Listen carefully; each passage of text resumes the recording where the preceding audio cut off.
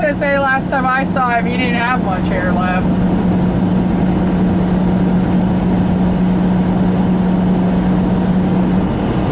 Well, it's a common malady at his age, isn't it?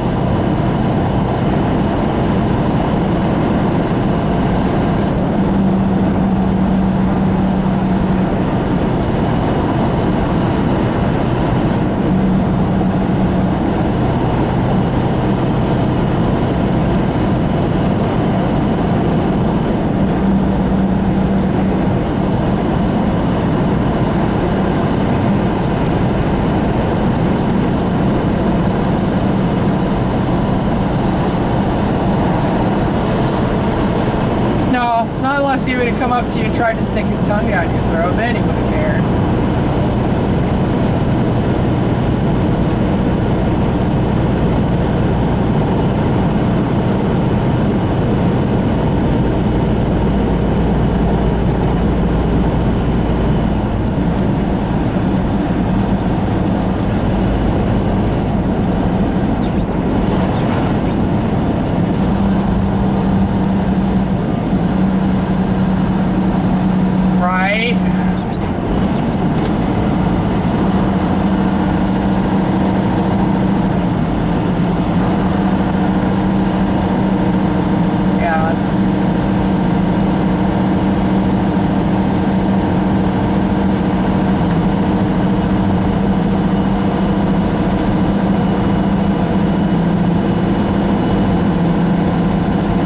Isn't it convenient that I thought you were cute back then, even then? Isn't that a convenient flattery?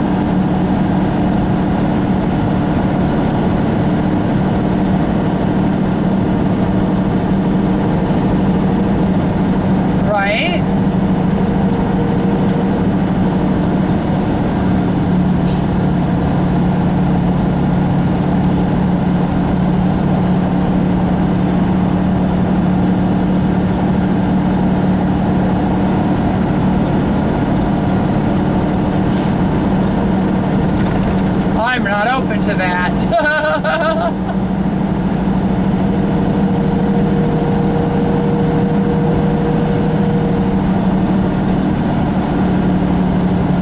Because the pickings are getting slimmer as the years go by.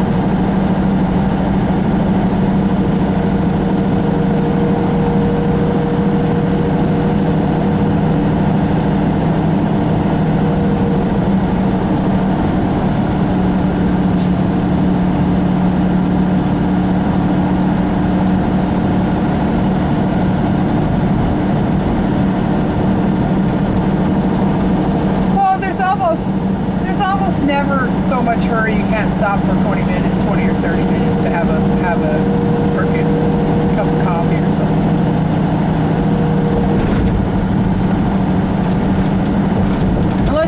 Unless there's a lot of blood or bone poking out of the skin, you know.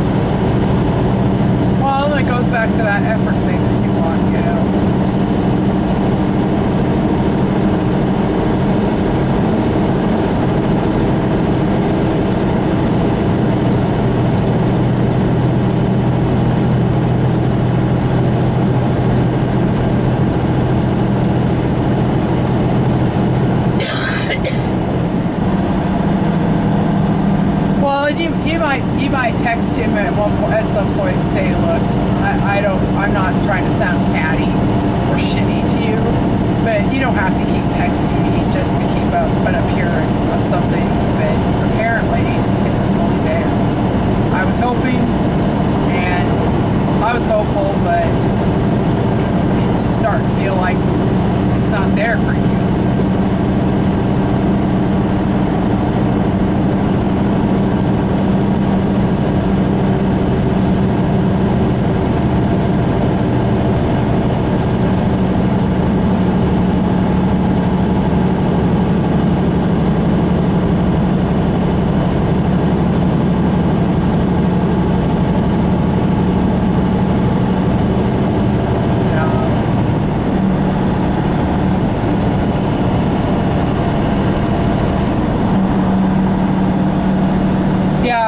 That could be explained because of the season,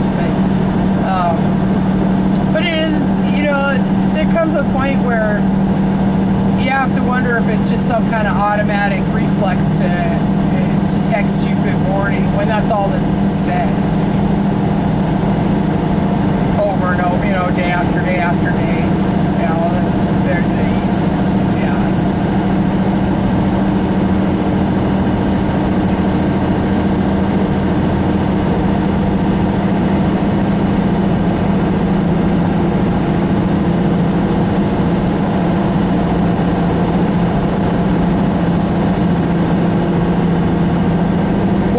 and then that goes back to somebody that grew up with Phyllis like that.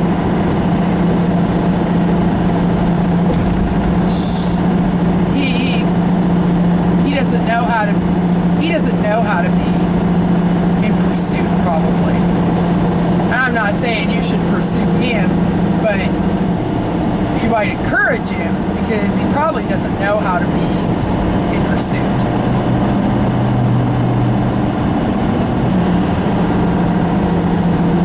Grew up with a domineering mother, and that's the kind of woman he's used to. That's what feels normal.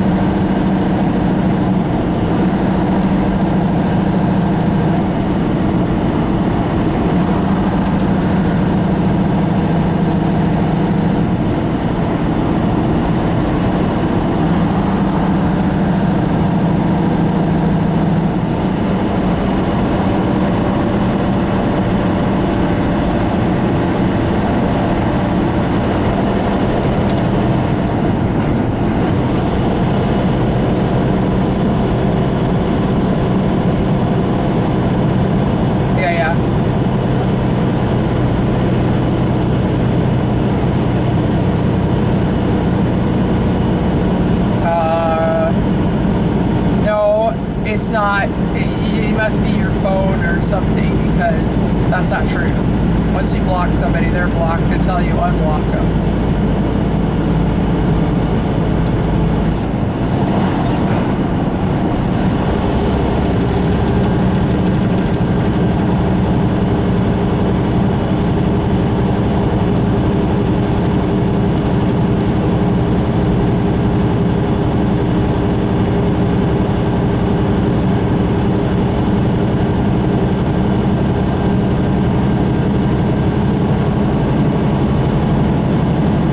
Are you still friends with him on Facebook? Well, that would be why, that might be why your block isn't taking properly. You can't have it both ways.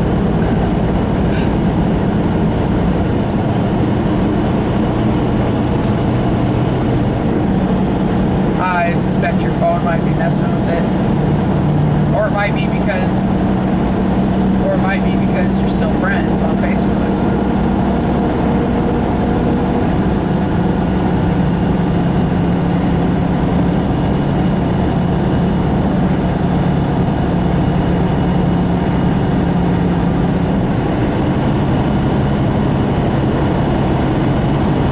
Well, that's what sucks about blocking someone on your phone. Yeah, it blocks them from calling you, but they can still text.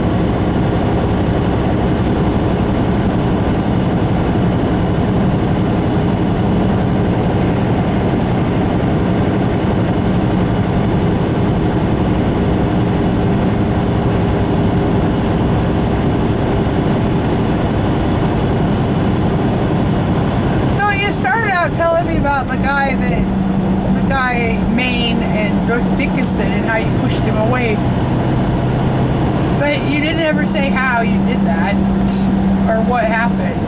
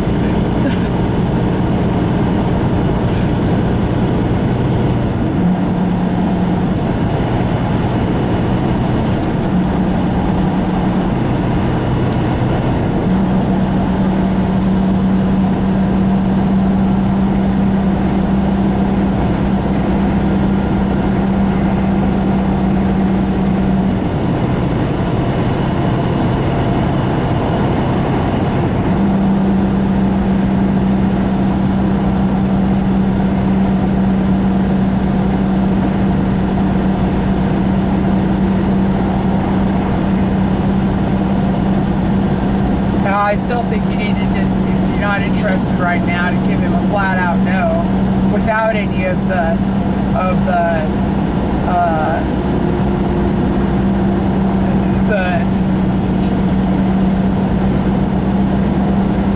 I know, but you told him no, I'm not ready for that right now. I'm not looking for anything right now. I don't know right now, kind of thing, where, oh, well, maybe there's still hope. And I know you're trying, I know why, because you're trying to be nice about it, but sometimes you can't be right.